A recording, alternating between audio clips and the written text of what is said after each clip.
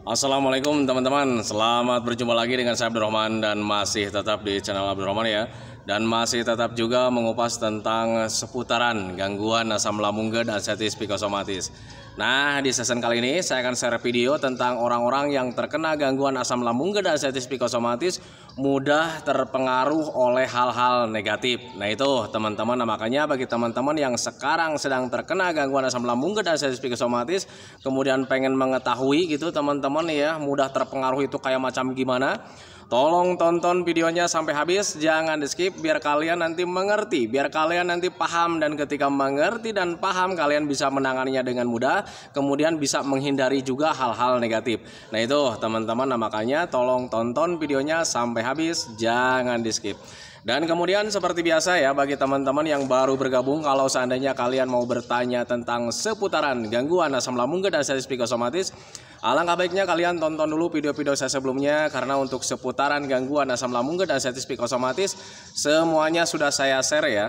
Dari mulai cerita saya yang terkena gangguan asam lambung dan anxiety psikosomatis, kemudian merasakan 1001 macam sensasi yang sangat tidak nyaman, itu sudah di-share teman-teman ya. Dan kemudian bagaimana cara menangani setiap sensasi yang hadir, itu juga sudah di-share. Nah makanya biar lebih jelas, biar lebih detail, alangkah baiknya kalian tonton dulu video-video saya sebelumnya. Nah itu teman-teman ya. Dan kemudian bagi teman-teman yang baru bergabung juga teman-teman ya, seperti biasa juga, kalau seandainya kalian belum subscribe channelnya, mohon videonya itu di subscribe dulu, karena untuk subscribe itu tidak memerlukan biaya, tidak memerlukan pendaftaran. Jadi subscribe itu adalah hal yang sangat mudah sekali bagi teman-teman lakukan ya. Jadi teman-teman itu cukup memijit saja tulisan subscribe, biar kenapa?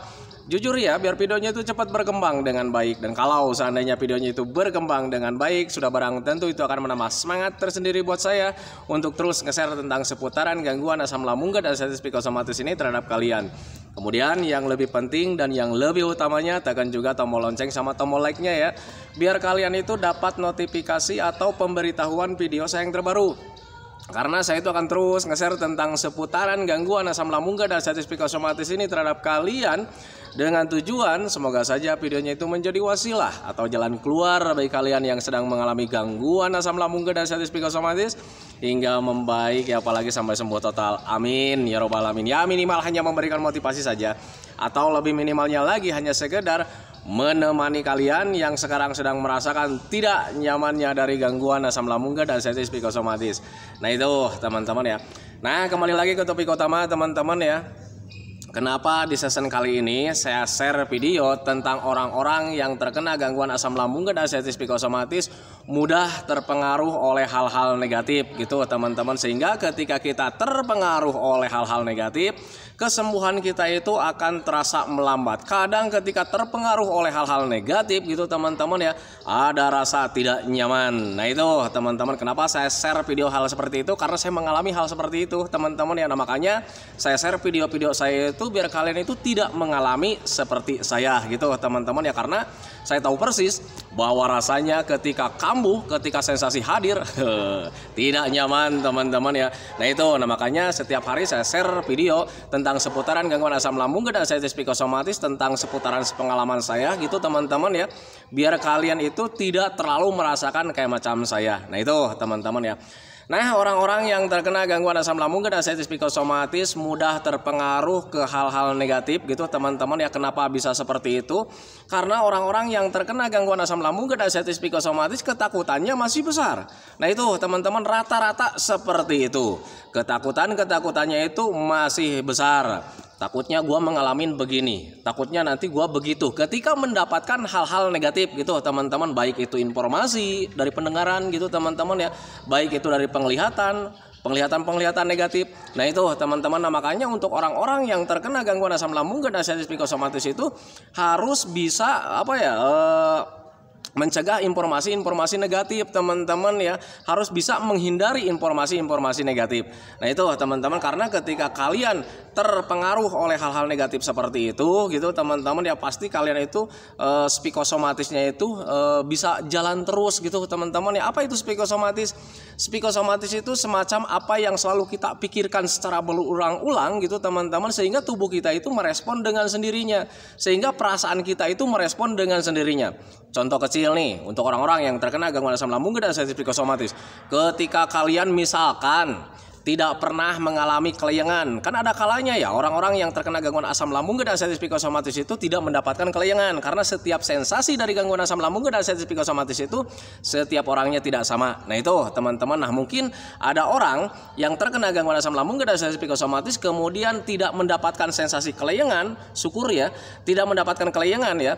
Kemudian ketika dia mengeluh atau misalkan berbicara atau ngobrol dengan orang lain atau misalkan mendengarkan keluhan orang lain, wah saya itu kelayangan kok sekarang begini ya, wah saya itu kelayangannya terlalu berat gitu teman-teman ya. Sehingga ketika orang yang tidak terkena kelayangannya ketika mendengarkan hal seperti itu, karena dia tahu segangguan gitu teman-teman ya, dia terkena gangguan asam lambung, kita terkena gangguan asam lambung, kok dia mendapatkan kelayangan, pusingnya berlebihan, wah nanti jangan-jangan saya juga begitu. Nah itu teman-teman, ketika orang yang tidak terkena kelayangannya itu berpikir secara berulang-ulang gitu teman-teman ya, wah nanti saya begitu tuh, wah nanti saya bakalan begini nih kayak orang itu tuh, nanti psikosomatisnya itu akan jalan teman-teman ya. Jadi tubuh kita itu merespon dengan sendirinya, sehingga ketika berpikir berulang-ulang gitu teman-teman, tubuh kita merespon dengan sendirinya dan akhirnya kita mendapatkan kelayangan. Nah itu teman-teman, makanya untuk orang-orang yang terkena gangguan asam lambung dan sensitif psikosomatis itu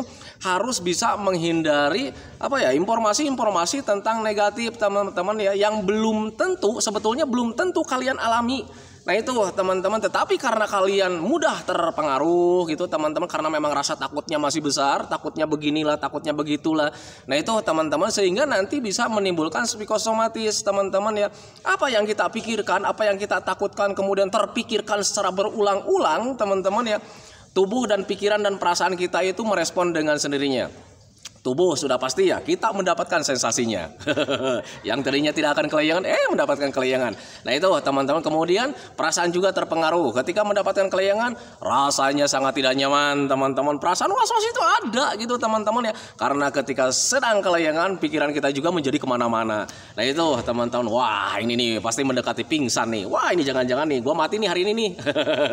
Nah itu teman-teman ya, itu pengalaman saya dulu saat terkena gangguan asam lambung dan sensitif psikosomatis. Jadi untuk terpengaruh dari hal-hal negatif itu, untuk orang-orang yang terkena gangguan asam lambung dan sensitif psikosomatis itu sangat mudah sekali teman-teman ya, karena kitanya sedang waspada teman-teman ya.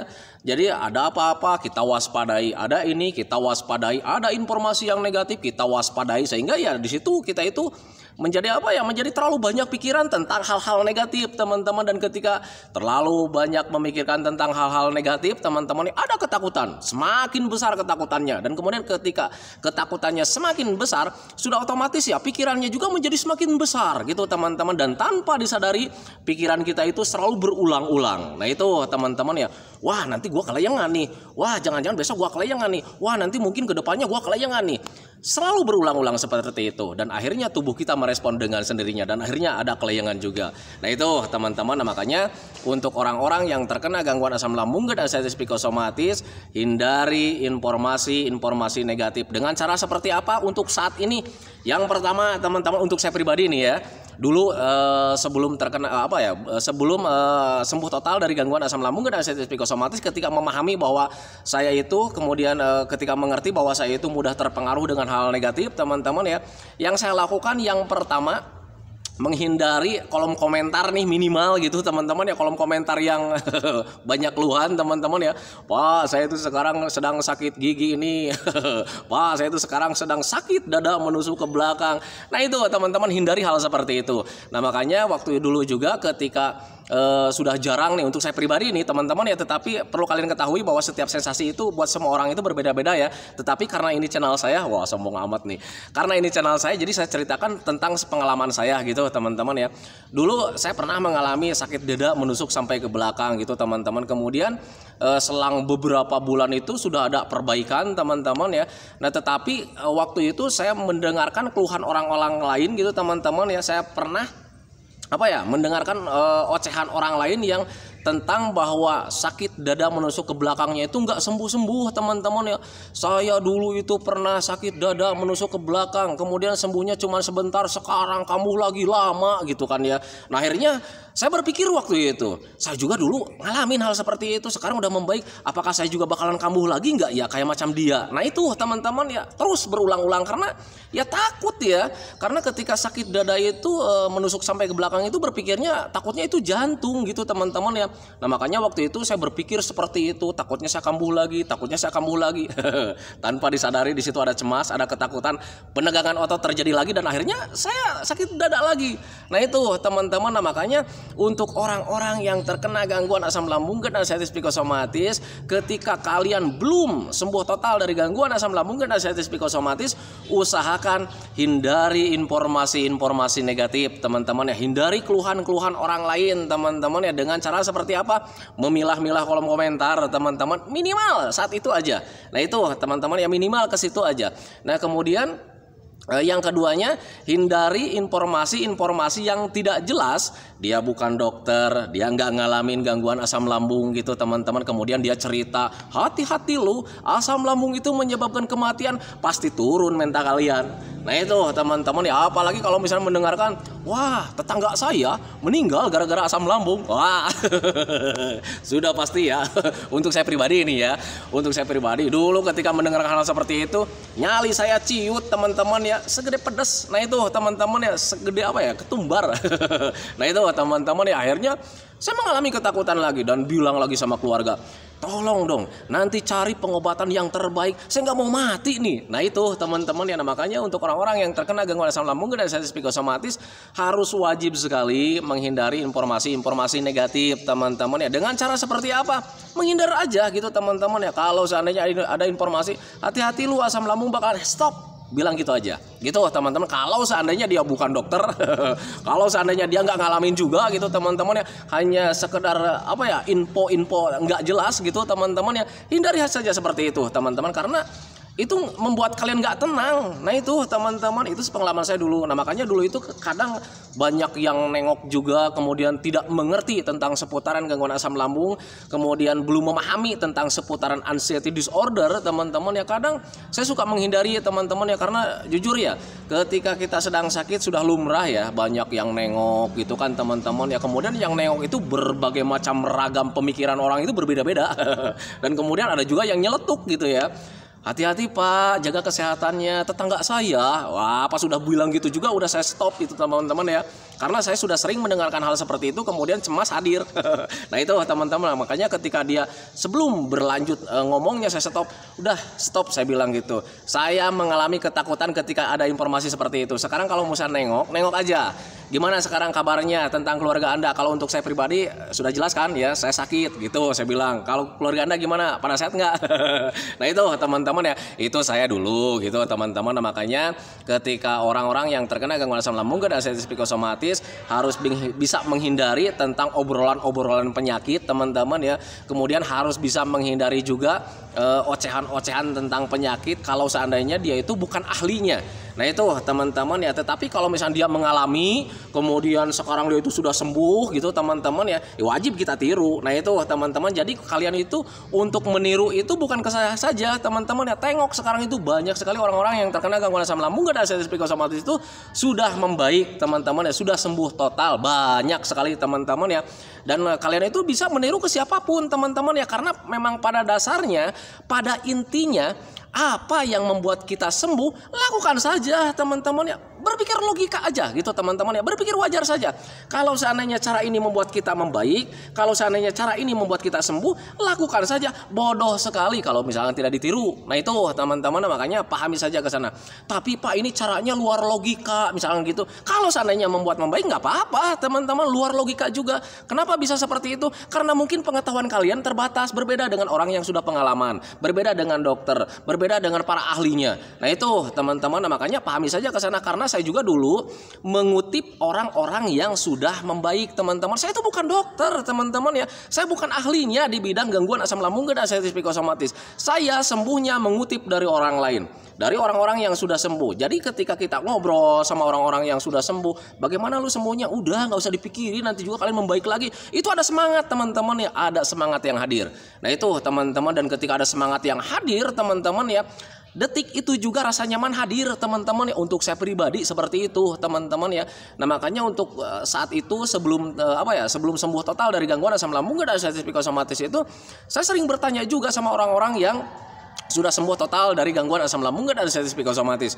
Nah itu teman-teman ya. Nah berbedanya mungkin orang yang saya tiru itu ya kadang dia itu nggak memahami tentang seputaran gangguan asam lambung dan anestesi psikosomatis, yang taunya itu dia itu sekarang sudah sembuh aja gitu, teman-teman ya. Nah makanya ketika kalian cek di video-video terdahulu, teman-teman, saya sembuhnya oleh siapa gitu, teman-teman ya, sama oleh mentor juga. Dan mentornya itu kadang dia itu dulu hidupnya itu biasa-biasa saja. Nah itu teman-teman ya, ketika terkena gangguan asam lambung dan anestesi psikosomatis, dia nggak menjaga makannya, teman-teman. Jadi makannya juga nggak dijaga, teman-teman ya. Minumnya nggak dijaga sama sekali. Kadang minum hari ini kopi, besoknya, padahal sedang terkena gangguan asam lambung dan anestesi psikosomatis. Nah itu teman-teman, kecemasannya hadir, takutnya hadir gitu, teman-teman. Kemudian tidurnya dia juga nggak dijaga, teman-teman ya. Tetapi dia sembuh total dari gangguan asam lambung dan anestesi psikosomatis. Nah itu teman-teman ya, berbeda dengan saya yang yang membuat video-video tentang seputaran gangguan asam lambung dan anestesi psikosomatis, karena saya itu mempelajari, teman-teman ya, karena saya mulai mencoba untuk mengerti tentang seputaran gangguan asam lambung dan anestesi psikosomatis. Nah makanya pembahasannya sangat banyak sekali. Kalian harus jaga makan, kalian harus jaga minum, kalian harus jaga tidur, kalian harus hindari stres gitu, teman-teman. Kalian harus sering olahraga, kalian harus selalu mengupayakan gimana caranya hati dan pikiran kita tetap senang. Nah itu teman-teman ya, karena saya itu pengen mempercepat gangguan asam lambung dan anestesi psikosomatis itu terlewati, teman-teman. Tetapi untuk mentor saya pribadi, teman-teman ya, dia tidak menjaga apapun, teman-teman, dan sekarang sudah sembuh total, teman-teman. Dan bahkan saya sembuhnya itu dimentorin sama dia, teman-teman ya. Tetapi untuk curhatan saya ke dia itu jarang ada jawaban, teman-teman ya. Bos, sekarang nih saya lagi kelayangan, kenapa nih bisa kelayangan, gimana nih cara membaiknya? Paling jawaban dia itu karena memang dia itu tidak mempelajari, tidak mulai mencoba mengerti tentang seputaran gangguan asam lambung dan anestesi psikosomatis. Jawabannya sederhana, teman-teman, waktu itu. Udah, nggak usah dipikirin, nanti juga membaik dengan sendirinya. Selalu saja seperti itu, teman-teman. Dan itu memang cukup membingungkan, teman-teman, buat saya pribadi, teman-teman. Nah, makanya waktu itu mencari jawaban sendiri. Kenapa nih saya bisa mendapatkan kelayangan? Kan gitu, teman-teman ya. Nah, tetapi ketika mendapatkan informasi dari dia saja bahwa nanti juga bakalan membaik lagi, itu sudah ada ketenangan dalam diri saya, teman-teman ya. Nah itu, nah makanya orang-orang yang terkena gangguan asam lambung dan anestesi psikosomatis, ketika mencoba cara apapun, kalau seandainya itu bisa membuat kalian membaik, lakukan saja, teman-teman ya. Dan itu juga menjadi patokan buat kalian ketika kalian ada perbaikan, bahwa gangguan asam lambung dan anestesi psikosomatis itu tidak berbahaya sama sekali. Nah itu teman-teman, yang harus kalian lakukan itu adalah tetap menjaga metodenya, konsisten menjaga metodenya. Nah itu teman-teman. Kemudian selebihnya yang lain-lainnya, jaga informasi-informasi negatif, teman-teman ya. Karena ketika kalian mendengarkan informasi negatif, mental kalian turun lagi, dan ketika mental kalian turun lagi, ada kecemasan, ada ketakutan, sudah pasti sensasi yang lain-lain itu hadir. Karena apa? Ya energi kita terkuras dengan stres itu, teman-teman ya. Nah itu, nah makanya ketika stresnya hadir, terkuras energi kita, kelayangan hadir lagi, penegangan otot hadir lagi, waspada hadir lagi, sudah jelas perasaan itu tidak nyaman. Nah itu teman-teman, makanya pahami saja ke sana gitu, teman-teman ya. Nah itu teman-teman ya, untuk orang-orang yang terkena gangguan asam lambung dan anestesi psikosomatis, kenapa mudah terpengaruh oleh informasi-informasi negatif. Saya katakan sekali lagi, saya sampaikan sekali lagi, kalau orang-orang yang terkena gangguan asam lambung dan anestesi psikosomatis itu sifat waspadanya itu masih besar gitu, teman-teman ya, karena ketakutannya masih besar. Sehingga ketika kalian mengalami ketakutan, kemudian ada informasi yang negatif masuk, itu kadang kalian selalu terpikirkan secara berulang-ulang. Dan ketika berpikir kalian secara berulang-ulang gitu, teman-teman ya, sudah pasti tubuh kalian itu merespon dengan sendirinya. Itu yang namanya dengan psikosomatis. Apa yang kita selalu pikirkan secara berulang-ulang, tubuh dan pikiran dan perasaan kita itu merespon dengan sendirinya. Akhirnya ya kita mendapatkan sensasi yang selalu kita pikirkan. Nah itu teman-teman ya. Nah kemudian bagi teman-teman yang belum mengerti apa itu psikosomatis, psikosomatis itu adalah apa yang selalu kita pikirkan secara berulang-ulang, tubuh kita merespon dengan sendirinya. Salah satu contoh kecil, ini contoh kecilnya sudah sering saya sebutkan gitu teman-teman di video-video terdahulu. Apabila kalian membayangkan gitu teman-teman ya, kalian membayangkan sebuah buah-buahan jeruk lemon, katakanlah seperti itu teman-teman ya. Kalian bayangkan jeruk lemon gitu teman-teman. Kemudian ketika membayangkan jeruk lemon, kalian kupas kulitnya gitu teman-teman ya. Ketika dikupas kulitnya, kalian ambil jeruknya, kemudian diicip-icip gitu teman-teman ya. Jeruknya hanya bayangan, karena kita membayangkan teman-teman ya, tetapi tubuh kita merespon dengan sendirinya. Apa respon tubuh yang keluar? Air liurnya nyata gitu teman-teman. Jadi ketika kalian membayangkan buah jeruk, ketika kemudian diicip-icip, jeruknya kita bayangkan asam gitu teman-teman ya. Jeruknya hanya bayangan, tetapi air liurnya nyata yang keluar. Nah itu teman-teman, itu yang namanya psikosomatis. Jadi apa yang kita pikirkan secara berulang-ulang, apalagi dengan pemikiran yang sangat kuat gitu teman-teman ya, tubuh kita merespon dengan sendirinya. Nah itu teman-teman ya, nah makanya untuk orang-orang yang terkena gangguan asam lambung dan sensitif psikosomatis mudah terpengaruh itu memang seperti itu keterkaitannya. Oleh karena itu hindari pemikiran-pemikiran negatif, hindari informasi-informasi negatif.